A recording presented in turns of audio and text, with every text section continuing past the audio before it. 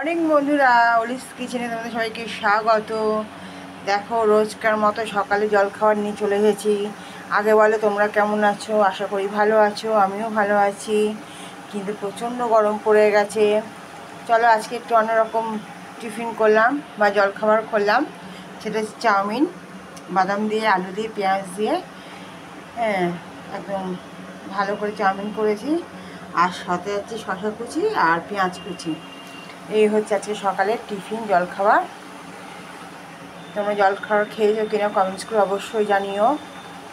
আর যদি আমার আজকে জলখাবার দেখতে তোমাদের ভালো লাগে তাহলে একটা লাইক করে দিও প্লিজ। সাথে থেকো, পাশে থেকো।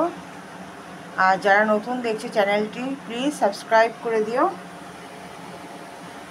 খুব সাবধানে থেকো, খুব গরম পড়েছে সবাই।